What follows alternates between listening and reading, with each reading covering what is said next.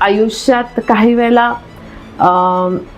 आपण कितीही प्रयत्न करतो की मला ही फेज नको आहे किंवा कधी संपेल हे सगळं, तर ते खूप प्रोलॉंग्ड होतं काही वेळेला. म्हणजे आपण त्या लो फेज ऑफ लाईफमधनं वर यायला आणि परत आपला तो कॉन्फिडन्स सगळ्यात येणं ह्याला खूप वेळ जातो. आणि तो मी म्हणजे त्याचा अनुभव मी घेतलेला आहे.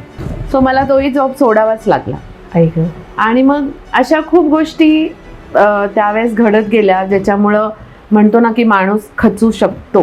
आणि कशा पद्धतीनं कुठल्या लेवलपर्यंत जाऊन आपल्याला त्रास होऊ शकतात ह्या सगळ्या गोष्टी मी अनुभव घेतलेल्या आहेत. आणि म्हणजे अगदी पैसा नव्हता. एक वेळ अशी होती की अजिबातच पैसा नव्हता. आणि फक्त मी म्हणते की देवाची कृपा माझ्यावर आणि माझे सगळे हितचिंतक. बरोबर. म्हणजे मी नेहमी म्हणते की माझे मित्रमैत्रिणी, माझे आई बाबा, माझी बहीण आणि माझे नातेवाईक यांनी मला प्रचंड सपोर्ट केला ह्या काळामध्ये. मला एन्झायटी इश्यूज होते थोडे. म्हणजे मला एन्झायटी येत होती सकाळची. आणि ऑफकोर्स त्या सगळ्या म्हणजे मी फक्त एवढंच स्वतःच्या मनाशी किंवा मी स्वतःला माझा जो सेल्फ टॉक होतो, आपण जे म्हणतो ना की स्वतःशी आपण काय बोलतो ते खूप महत्त्वाचं असतं. आपण कशा पद्धतीने बोलतो. ऑफकोर्स नेगेटिव्हिटी असते आपल्या आयुष्यात, पण मी प्रत्येक वेळेला मी स्वतःला असेच स्वतःला आदेश द्यायचे की नाही, मी स्ट्रॉंग आहे आणि मी हे सगळं फेस करू शकते. पहिला जो वर्क होता तो मी वुमेन्स डेलाच केला. अच्छा. आता वुमेन्स डे होता 8 मार्चला. आणि मग मी विचार करत होते की आपल्याला म्हणजे काय वेगळं आपण देऊ शकतो. आणि तो जो पहिला वॉक केला मी अनाऊन्स केला की सगळ्या म्हणजे साडी वॉक म्हणजे हेरिटेज विथ साडी वॉक. तर पाताळेश्वरला केला मी तो. आणि मी अनाऊन्स केला की अशी कॉन्सेप्ट आहे आणि आपण पाताळेश्वरची माहिती पण घ्यायची आहे. ऑफकोर्स माझ्यावर एक्सपर्ट होत्या. तर पाताळेश्वरची माहिती घेता घेता माझी एक मैत्रीण आहे जी फोटोशूट करणार होती. अच्छा. तर मग ती आयडिया म्हणजे कितपत आवडेल किंवा किती मला रिस्पॉन्स मिळेल हा प्रश्न होता. तर पहिल्याच वॉकला माझ्याबरोबर जवळजवळ 22 जणी आल्या. अरे वा.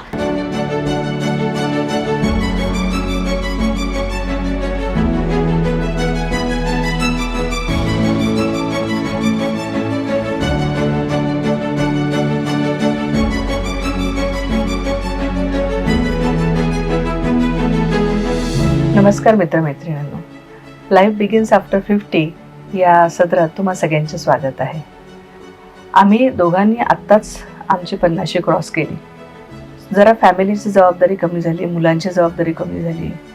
आपण जसं हे लाईफ आता एन्जॉय करतोय तसं आपले बाकीचे मित्रमैत्रिणी किंवा आजूबाजूचे लोक कसे एन्जॉय करतात, तर याची उत्सुकता म्हणून आम्ही ही लाईफ बिगिन्स आफ्टर 50 ही संकल्पना सुरू केली.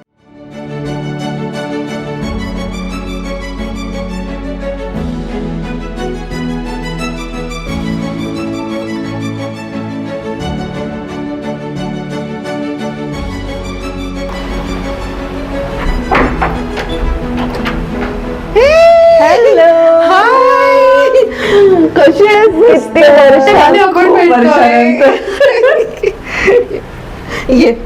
येस. नमस्कार, मी अपराजिता फुले. लाईफ बिगिन्स आफ्टर 50 या पॉडकास्टमध्ये आज आपण माझ्या खूप छान मैत्रिणीला भेटायला आलेलो आहे. मिसेस अर्चना नातू वैद्य. ती 15 वर्ष स्प्रिंगडेलमध्ये टीचर म्हणून तिने जॉब केला आणि आता तिने स्वतःचं भ्रमणकोश हेरिटेज अँड कल्चरल टूर म्हणून अशी कंपनी सुरू केली. आणि मुख्य म्हणजे तिचं हेरिटेज वॉक विथ साडी हा उपक्रम खूप छान तिने कंडक्ट केला. आणि आता आपण तिच्याबद्दल थोडं जाणून घेऊया. तर अर्चना, मला जरा तुझ्या आधीच्या लाईफबद्दल सांग. म्हणजे आता तू कुठे बॉर्न अँड बॉटअप कुठली आहे, शिक्षण कुठे झालं वगैरे. हाय अपराजिता. तर मी बेसिकली माझा जन्म आसामचा आहे. अरे, माझे बाबा एव्हिएशन रिसर्च सेंटरमध्ये होते, सेंट्रल गव्हर्नमेंटमध्ये जॉब करायचे. सो जन्म आसामचा आणि आम्ही खरं तर देशभर फिरलो. माझं शिक्षण एकाच ठिकाणी न होता आम्ही ओरिसामध्ये 5 वर्ष होतो, त्याच्यानंतर सहारनपूर म्हणून उत्तर प्रदेशमध्ये जागा आहे तिथे 5 वर्ष होतो, कर्नाटकात मी 2 वर्ष होते. असं 12वीपर्यंतचं शिक्षण. आणि त्याच्यानंतर मग मी BSc इन केमिस्ट्री सांगलीतनं केलं, कारण आईचं माहेर सांगलीचं आणि बाबा माझे कर्नाटकातले, त्यामुळं आमच्याकडे ऑलरेडी भारत म्हणजे इंटिग्रेशन आहे आमच्याकडे सगळ्याच बाबतीत. सो असं कॉम्बिनेशन करत करत म्हणजे असं करत करत मी लग्नानंतर पुण्यात आले ॲक्च्युली. अच्छा. आणि माझं शिक्षण BSc केमिस्ट्री. त्याच्यानंतर शिक्षणाची किंवा शिकवायची पहिल्यापासून मला आवड होती. म्हणजे मी कॉलेज करता करता ट्युशन्स घेत होते, इंग्लिश विषय मुलांना शिकवायचे, म्हणजे माझे नेबर्स होते त्यांच्या मुली वगैरे. आणि 1999मध्ये माझं लग्न झालं आणि मग मी पुण्यात आले. स्वतः जवळजवळ 27 वर्ष मी पुण्यात आहे. अरे वा. आणि माझी मुलगी 2000 फेब्रुवारीमधली. सो आता म्हटलं तर पुणं हेच घर आहे माझं, आणि पुणं मला प्रचंड म्हणजे जसे पुणेकर असतात की त्यांना पुणं अतिशय आवडतं, तशीच मी पण. बरोबर आहे. मग टीचिंग जॉब तू काय म्हणजे लग्नानंतर मग तू कोर्स केला? हां. सो मी जसं म्हणलं की पहिल्यापासून शिकवणं हे आवडायचंच मला. आणि मग माझी मुलगी 3 वर्षाची झाल्यानंतर सुद्धा मग काय करायचं, म्हणजे मला पहिल्यापासून काही ना काहीतरी करण्याची एक सवय आहे. शांत न बसणे हा बहुतेक मूळ स्वभाव माझा आहे की काहीतरी करत राहायचं. आणि माझी मुलगी 3 वर्षाची होती तेव्हा परत मी ट्युशन्स घरी चालू केल्या. आणि तिला जेव्हा मी स्प्रिंगडेलमध्ये ॲडमिशन घेतली तर त्यावेळेस खरं मी इंटरव्ह्यूला गेले माझ्या टीचर म्हणून, आणि मला तिथे लगेच म्हणजे तिची ॲडमिशन आणि मी ॲज अ टीचर तिथे जॉईन झाले. अरे वा. सो तिथनं ॲज अ टीचर, त्याच्या आधी लग्नाच्या आधी सुद्धा मी एका शाळेत 3-4 वर्ष प्रायमरीला शिकवत होते. आणि मग त्याच्यानंतर मग मी मॉन्टेसरी कोर्स केला.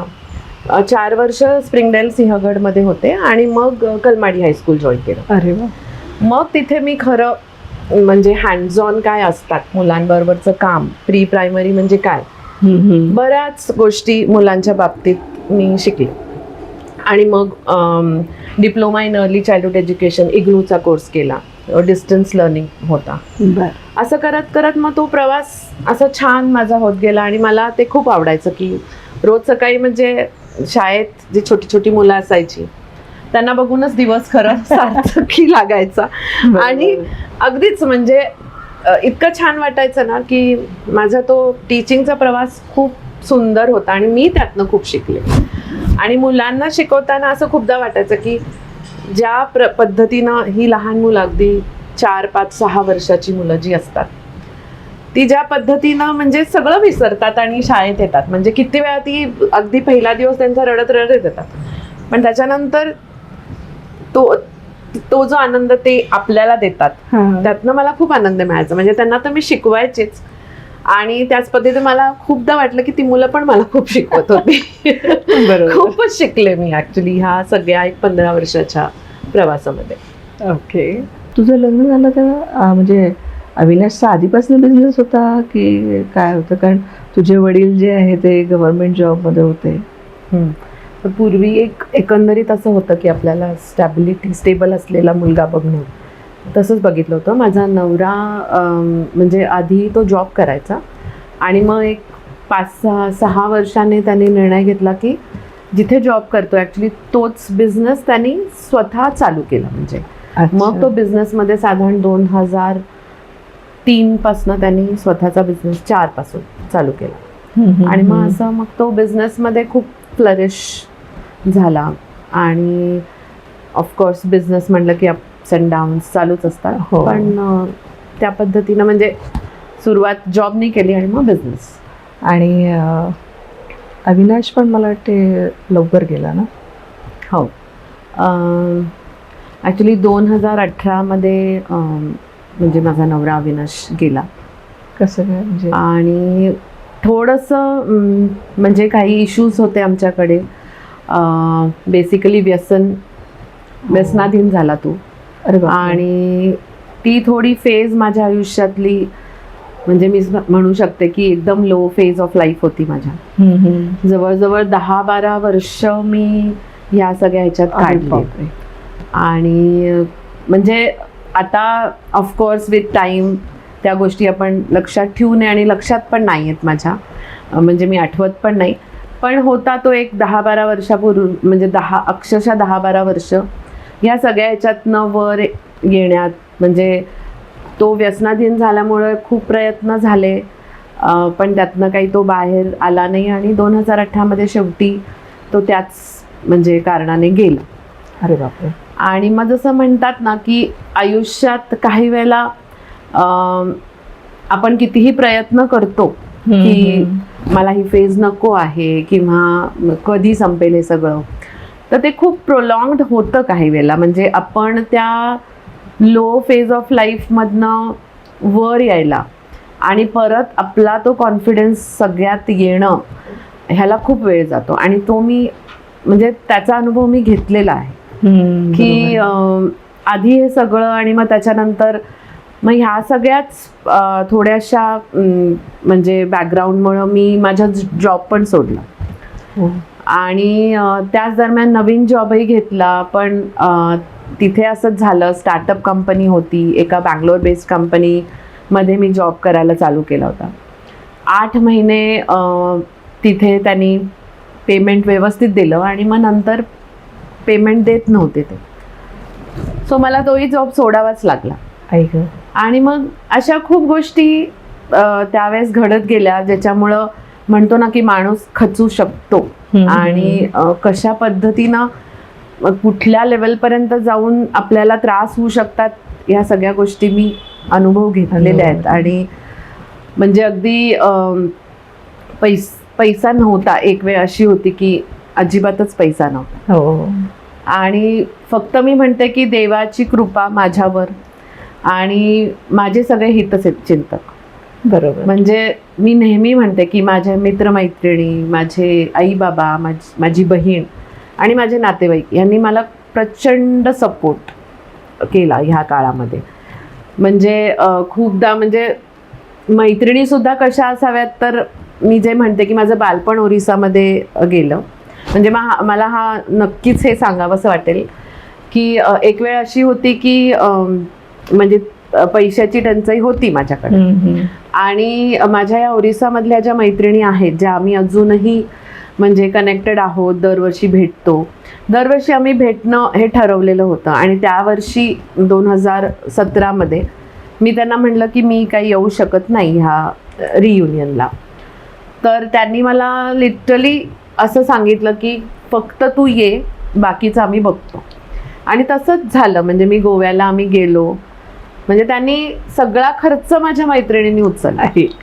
म्हणजे त्यामुळं माझ्यासाठी माझे मित्रमैत्रिणी, माझे नातेवाईक यांना माझ्या आयुष्यात खूप व्हॅल्यू आहे. बरोबर. आणि सगळ्यांनी मला साथ दिली. त्यामुळं तो जो काही एक पिरियड होता त्यातनं मी बाहेर येऊ शकले. बरोबर. पण अविनाश गेल्यानंतर जरा तो खूप प्रॉब्लेम आले असतील ना? हो. कारण एक थोडी नाही म्हणतात एक फायनान्शियल बाजू किंवा सपोर्ट, कारण आकांक्षा पण तशी त्यावेळेला थोडी लहानच होती. हो. तर यातनं कशी सावरलीस तू? म्हणजे आकांक्षा पण अशीच 12वीत वगैरे होती, फर्स्ट इयर. आणि ऑफकोर्स फायनान्शियल प्रॉब्लेम्स होते. म्हणजे मलाच कधी कधी समजत नाही की मी कशी सावरले. म्हणजे मला जेव्हा मी विचार करते त्या दरम्यानच कोविड पण आला. आणि मला एन्झायटी इश्यूज होते थोडे. म्हणजे मला एन्झायटी येत होती सकाळची. आणि ऑफकोर्स त्या सगळ्या म्हणजे मी फक्त एवढंच स्वतःच्या मनाशी किंवा मी स्वतःला, माझा जो सेल्फ टॉक होतो, आपण जे म्हणतो ना की स्वतःशी आपण काय बोलतो ते खूप महत्त्वाचं असतं. आपण कशा पद्धतीने बोलतो.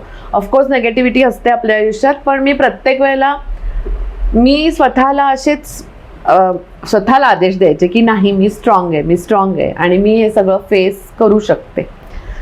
म्हणून असं मला वाटतं, कारण कुठल्याही क्षणी पहिला तो आपला कॉन्फिडन्स जातो.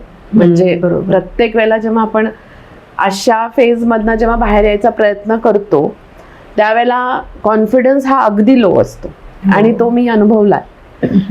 पण परत तेच म्हणते की खूप वेळ गेला या सगळ्या ह्याच्यातनं वर यायला, पण तो कॉन्फिडन्स आला मला स्वतःमध्ये. मी स्वतःला त्याच्यातनं सावरू शकले, हे फक्त मी त्याचंही क्रेडिट माझ्या आईला, माझ्या लेकीलाच देईन. त्या दोघी माझ्याबरोबर सतत असायच्या होत्या. म्हणजे तुला आकांक्षाचं हे पण झालं, शिक्षण झालं. हो. ती काय करते आता? तिने काय केलं? तिने MA इंडस्ट्रियल सायकोलॉजी केलंय. अरे वा. आणि आता ती HR एक्झिक्युटिव्ह म्हणून जॉब करते. वाव, मस्त. म्हणजे ती पण खूप छान, म्हणजे तिचं एकंदरीत आता तिला बघितलं तर ती एक खूपच मॅच्युअर मुलगी आहे आणि खूप चांगल्या पद्धतीनं ती तिचं करिअर पण घडवते. कारण तुझ्यासोबत तिने पण ती फेज बघितल्यानंतर म्हणजे ती मॅच्युरिटी आपोआप येते, असं काही झालं असावं. हो, नाही येतेच नक्कीच. हे सगळं तिने, मी जेवढं फेस केलं तेवढं तिने केलं. हो, मे बी कधी कधी वाटतं ॲज अ टीनेजर तिने जास्त केलं. हो, खरंच. म्हणजे आपण मोठे असतो, माझं बालपण किंवा असे बालपणीत असे काही प्रॉब्लेम्स नव्हते, पण तिचं बालपण, तिचं टीनेज, हे त्या दरम्यान हे सगळं बघणं आणि हे सगळ्या गोष्टीतनं जाणं वॉज ॲक्च्युअली डिफिकल्ट. खूपच डिफिकल्ट होतं. पण ते बघून ती खूप मॅच्युअर झाली. ते बघून ॲक्च्युली तिच्यामधली मॅच्युरिटी आत्ता जे मी बघते ना, तर कधी कधी मला वाटतं की मीच इमॅच्युअर आहे की काय. इतकी ते मॅच्युअर आहे ॲक्च्युली. गुड. खूप व्यवस्थित तिने स्वतःला सांभाळलं या सगळ्या परिस्थितीत. बरोबर. आता मध्ये मला वाटते तू मुलांचं पण, म्हणजे मी फेसबुकवर हे बघितलं होतं की तू मुलांना उन्हाळ्याच्या सुट्ट्यांमध्ये घेऊन जायची आणि गावाचा तो फील आणि हे सगळं, तर त्याबद्दल पण सांग. हां, तर हे सगळं झाल्यानंतर मग म्हणजे माझा जॉबही नव्हता. मग नेहमीप्रमाणे म्हणजे असाच प्रश्न की आता करायचं काय. तर मुलांबरोबर काम केल्यामुळं मला एक्सपिरियन्शियल लर्निंग वरती जास्त भर द्यावा असं वाटायचं. आणि मग त्या दरम्यान मी माझ्या एका मित्राला त्याच्या ट्रॅव्हल कंपनीमध्ये जॉईन झाले ॲज अ पार्टनर. आणि मग तिथून ॲक्च्युली हा माझा आत्ताचा जो मी जे काय करते तो प्रवास खरं चालू झाला. बरेच कॅम्प्स मुलांसाठी केले, आणि जिथे मुलांना खरोखर जाऊन काही वेगळे एक्सपिरियन्सेस देता येतील आणि हँड्स ऑन मुलांना, अशा पद्धतीने ते डिझाईन केले. आणि त्याच दरम्यान 1-2 टेम्पल टूर्स केल्या. अच्छा. म्हणजे temple tours with an architect. So experts होते आमच्याबरोबर. आणि मग तिथून खरं मला आपलं हेरिटेज आणि ह्या सगळ्या गोष्टींचं म्हणजे जास्ती अट्रॅक्ट होत गेले मी. की आपलं भारत म्हणा, आपलं पुणे म्हणा, आपलं हेरिटेज, असं करत करत मग मी त्याच्यानंतर TMOVIमधनं इंडॉलॉजीचा डिप्लोमा केला 1 वर्षाचा. ओके. ज्याच्यामध्ये हाच अभ्यास होता जास्ती करून. आणि अर्थात तीच फेज होती जेव्हा मला रेग्युलरली अटेंड करता येत नव्हता क्लास, पण पुस्तकं वाचून, काही क्लासेस अटेंड करून मग पुढे मग स्वतः आता जाऊन काही गोष्टी बघणं. म्हणजे मला नेहमीच असं वाटतं, मला पुस्तकं वाचण्यापेक्षा मी जास्ती कुठे गेले तर मला जास्त नॉलेज. मला पहिल्यापासून मी पुस्तकं वाचते, पण कुठेतरी गेले आणि ती गोष्ट बघितली आणि तो अनुभव घेतला की मला जास्ती समजतं. असं मला नेहमी वाटतं. आणि आता तोच प्रवास चालू आहे. म्हणजे आता जे काम करतेय, आधी जाऊन सगळं बघून घेणं, त्याच्याबद्दलची माहिती घेणं आणि मग इंट्रोड्यूस करणं. म्हणजे यातनं भ्रमणकोशची सुरुवात झाली. हां, बरोबर. हां, त्याच्याबद्दल सांग ना काही. हां, तर म्हणजे मला माझा फोकस हेरिटेज आणि कल्चर ठेवायचं. म्हणजे आपली संस्कृती, वारसा, ह्या ज्या गोष्टी आपण ऐकतो, तर पण ते कसं करता येईल त्याच्यासाठी मग मी विचार करत होते की काय नाव द्यायचं कंपनीला. आणि मला एक असं नाव हवं होतं की जे आपल्या म्हणजे हिंदी असेल, संस्कृत असेल, असं आपलं वाटलं पाहिजे. बरोबर. मग असंच बसल्या बसल्या खरं मला सुचलं हे नाव, भ्रमणकोश. मग मी म्हणजे ह्याचा अर्थ ॲक्च्युली असा होतो की भ्रमण जेव्हा आपण फिरतो, म्हणजे मी जेवढं फिरतीये, जेवढं जे काय बघतीये, जो अनुभव घेती आहे मी, तर त्या सगळ्या गोष्टी माझ्या कोशात मी साठवल्यात. तर तो माझा कोश तयार झालेला आहे ज्याच्यामध्ये मी प्रत्येक गोष्ट साठवतीये. आणि त्या कोशातला जे काही मी साठवलंय, माझे एक्सपिरियन्सेस, लोकांना भेटणं, जे बघितलंय ते लोकांपर्यंत पोचवणं. बरोबर. तर असा अर्थ त्या भ्रमणकोशचा होतो. आणि 2024 मध्ये ही कंपनी मी फॉर्म केली आणि आता जवळजवळ 1.5-2 वर्ष होतील आता. आणि बऱ्यापैकी पिकअप केलेत, म्हणजे हेरिटेज वॉक्स आणि हे बरेच केलेत. आणि असं करत करत हा प्रवास तर मला म्हणजे खूपच आवडतोय. म्हणजे एकतर कसं आहे की सतत डोक्याला चालना मिळते आपल्याला, काय नवीन करू शकतो, काय करायचं आहे, कुठली गोष्ट बघायची आहे. त्यामुळे माझं फिरणं वाढलंय. हो. आणि लोकांना भेटणं वाढतंय माझं या सगळ्या याच्यामध्ये. म्हणजे लोकांना घेऊन जायचं म्हणजे तुला आधी जाऊन त्याचा तो सगळा स्टडी करायला लागत असेल. ते सगळे काय म्हणतात त्याला, नवीन नवीन गोष्टी किंवा तिथली काय स्पेशालिटी. मला वाटते तू मंदिरं पण बरेच केलेत नाही का पुण्याचे. हो. आणि तुझं जे आहे ते हेरिटेज विथ सारी, त्याच्याबद्दल पण सांग ना. हां, तर म्हणजे हे असं कसं तुझ्या डोक्यात आलं? आता हेरिटेज असं आपण जेव्हा म्हणतो तेव्हा हिस्ट्री असतेच त्याच्यामध्ये. आणि हेरिटेज आपल्या घरात पण कितीतरी गोष्टी आहेत की ज्या हेरिटेज असू शकतात, म्हणजे जुन्या गोष्टी आपल्या आजीच्या. तर पहिल्यापासून मला साडी ह्याचं अट्रॅक्शन आहे. हो. म्हणजे मी स्वतः प्रत्येक ऑकेजनला साडी नेसते.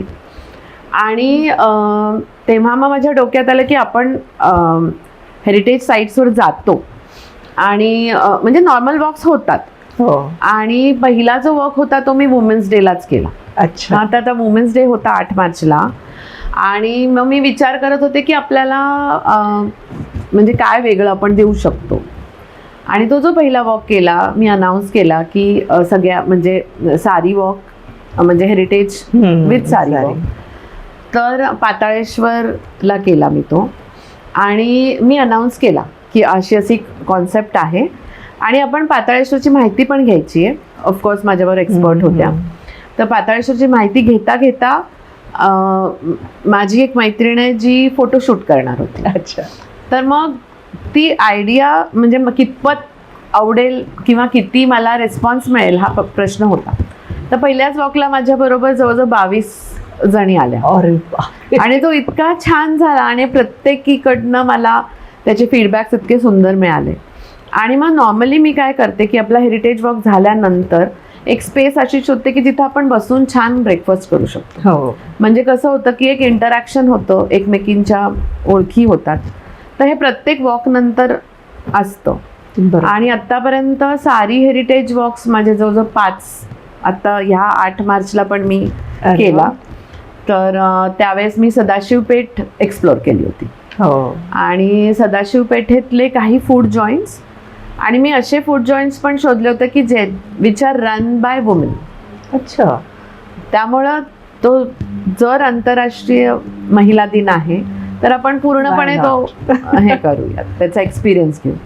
आणि माझ्यावर जी फोटोग्राफर असते ती पण माझी मैत्रीणच आहे. अच्छा. त्यामुळं तो whole show is run by women असं ऍक्च्युली ते होतं. आणि खूप आवडते लोकांना ही कॉन्सेप्ट. तर लोकांना खूपच आवडते. म्हणजे बायका, म्हणजे ज्या मैत्रिणी आहेत ज्या आलेल्या नाही आहेत त्या प्रत्येक वेळेला सांगतात की पुढचं असेल तेव्हा सांग, काही कारणाने आम्हाला जमलेलं नाही आहे. सो हे आणि परत मी देवाचेच आभार प्रत्येक वेळा मानते की टचवूड आत्तापर्यंत छान वॉक्स झालेले आहेत, वेगळे वॉक्स केलेले आहेत. आता थोड्या मोठ्या टूर्सकडे मी वळणार आहे. हो. म्हणजे पुण्या व्यतिरिक्त. म्हणजे मागच्या वर्षी हम्पी झाली. आता मी थोडीशी काही जागांची रेकी करून आलेली आहे. तर ह्या वर्षी थोडे अजून मोठे टूर्स करायचे. अरे वा, मस्त, गुड. आता तुझं 50शी क्रॉस झालेली आहे. म्हणजे आता हे याच्या व्यतिरिक्त असं काही तू ठरवलंयस की आता नाही, आता मला हा वेळ तर आहे पण थोडा जरा वेगळं पण मला काही करायचं आहे, तर असं काही आहे का? म्हणजे एकतर ट्रॅव्हल माझ्या आयुष्यात आलं ही मोठी गोष्ट आहे. म्हणजे मी माझा नवरा तसा खूप हौशी होता. म्हणजे आम्ही खूप फिरलो. आम्ही भारत सोडून बऱ्याच ठिकाणी गेलो. म्हणजे युरोप आहे किंवा मॉरिशस असे बऱ्याच ठिकाणी. पण तेव्हा जेव्हा मी फिरायचे ना, मी एक ट्रॅव्हलर म्हणून जात होते. म्हणजे तेव्हा मला त्या गोष्टींची खूप माहिती करून घेणं किंवा एवढा इंटरेस्ट म्हणण्यापेक्षा तो कल नव्हता. आणि आता तो इतका झालाय की मला जेवढे इंटिरियर्समध्ये मी जाऊ शकते कुठल्याही राज्याचा म्हणा किंवा जागेच्या, तेवढं मला आवडतं. आणि मला म्हणजे बकेट लिस्टमध्ये ऑफकोर्स ट्रॅव्हलमधल्या बरीच ठिकाणं आहेत मला जायची आहेत.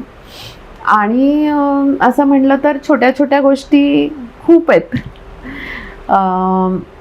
फॉर एक्झाम्पल मला सायकलिंग करायची अतिशय इच्छा आहे की सायकल हातात घ्यायची आहे मला, जी म्हणजे शाळेत असताना वगैरे चालवली आहे. त्याच्यानंतर जवळजवळ मी आता 6-7 वर्ष घोकतीये की आता सायकल हातात घेऊन आपण ते एक एक्सरसाइज म्हणून वॉक मी करतेच न चुकता, पण सायकलिंगची सुरुवात करायची आहे. ते एक बकेट लिस्टमध्ये माझ्या आहे की आपण एक तरी फेरी रोज तरी बसून करावी ही आहे. आणि फिरणं तर नक्कीच. बरोबर. आणि एक फार्म हाऊस घ्यायचं माझ्या बकेट लिस्ट मध्ये आहे की स्वतःच एक छोटंसं का होईना फार्म हाऊस घ्यायचं. अरे वा, हे खूप वर्षांपासूनची इच्छा आहे. आणि आपण जसं म्हणतो की manifestation it works. So hopefully कधीतरी ते पण होईल. आता तुम्ही पाषाण एरियामध्ये तुमचं एक क्लिनिंग क्लिनिंग ड्राईव्ह पण तुम्ही केला होता. तर ते काय होतं, म्हणजे हे रेग्युलर आहे की हे म्हणजे तुम्ही आत्ता सुरू केलेलं आहे? म्हणजे मला सोशल ॲक्टिव्हिटीजमध्ये पण खूप इंटरेस्ट आहे. म्हणजे काही ॲक्टिव्हिटीजमध्ये आपण जेवढं म्हणजे पार्टिसिपेट करू शकू. तर आमच्या सोसायटीमधल्या काही लोकांनी हा ॲक्च्युली त्यांनी ठरवलं, कारण आपल्या इथे अस्वच्छता हा सगळ्यात मोठा प्रॉब्लेम आणि कचरा. बरोबर. कितीही म्हणजे जरी कॉर्पोरेशन करत असेल किंवा ह्या सगळ्या गोष्टी होतात, पण तरी छोट्या जागा आहेत की जिथे आपल्याला स्वतःला जाऊन काही गोष्टी करणं आणि लोकांमध्ये अवेअरनेस क्रिएट करणं. तर आमच्या सोसायटीमधल्या काही लोकांनी मनावर घेऊन या गोष्टी केल्या आणि आमच्याच लेनमधल्या जवळजवळ 15 सोसायटीजमधल्या लोकांनी ह्या रविवारी हा ड्राईव्ह केला. अरे वा. एक अवेअरनेस. आणि आम्ही स्वतः म्हणजे आधार पुनावालाची लोक पण आली होती आणि ती स्वच्छता मोहीम आम्ही केली. आणि पुढे बरेच अशा गोष्टी ठरल्या आहेत की आपण म्हणजे every Sunday once in a month भेटायचं आणि काही उपक्रम राबवायचे. आणि त्याचबरोबरीनं मी म्हणजे सोशल ॲक्टिव्हिटीज करणं, त्यामुळं मी रोटरीशी पण असोसिएटेड आहे. ओके. आणि रोटरीमध्ये गेल्यानंतर आपापच आपण काही गोष्टी करतोच म्हणजे समाजासाठी. म्हणजे ते होतातच. आणि माझं कसं व्हायचं की खूप गोष्टी करायच्या आहेत पण आपण एकटे नाही करू शकत. त्याच्यासाठी काही वेळेला तुम्हाला एक ग्रुप लागतो आणि एक मोटिवेशन पण लागतं. बरोबर. म्हणजे खूपदा असं वाटायचं की मी ह्या संस्थेत जाऊन दान द्यायचंय वगैरे, पण असं कधी झालं नाही.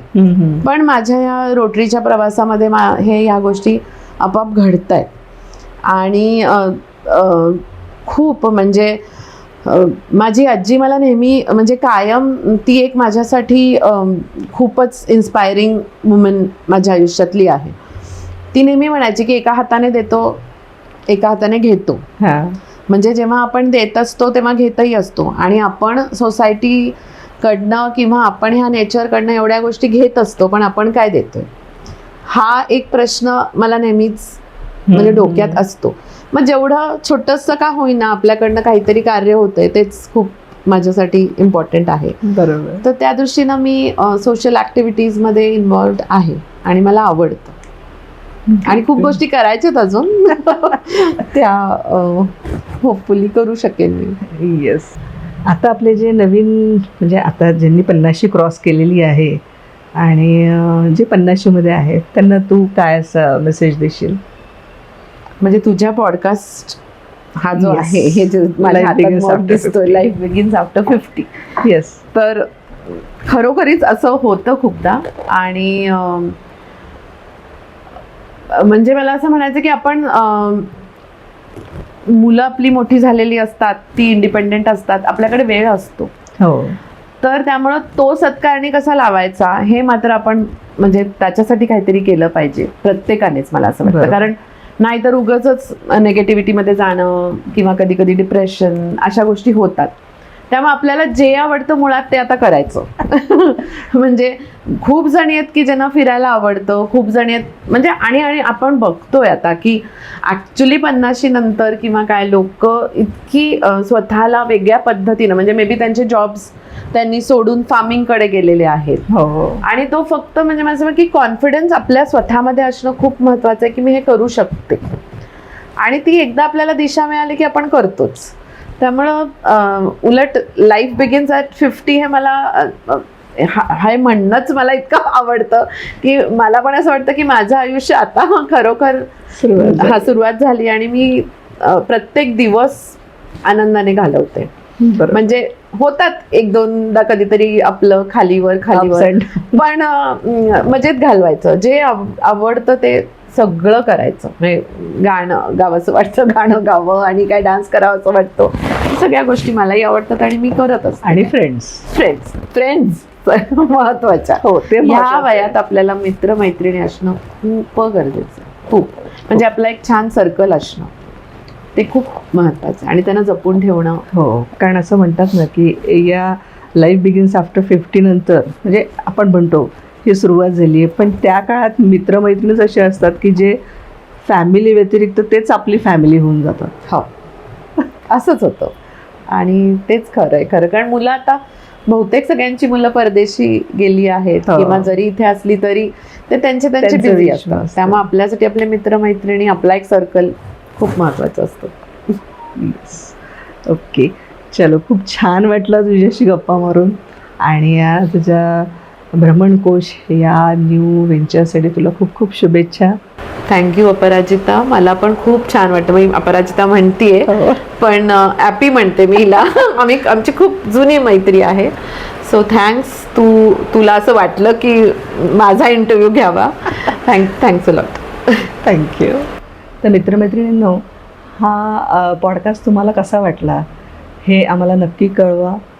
आणि चॅनल सबस्क्राईब करा, शेअर अँड लाईक करा. आणि तुम्हाला पण तुमचे काही अनुभव जर शेअर करायचे असतील तर व्हॉट्सअप नंबर दिलेला आहे, कनेक्ट व्हा आणि तुमच्या गोष्टी, तुमचं लाईफ शेअर करा.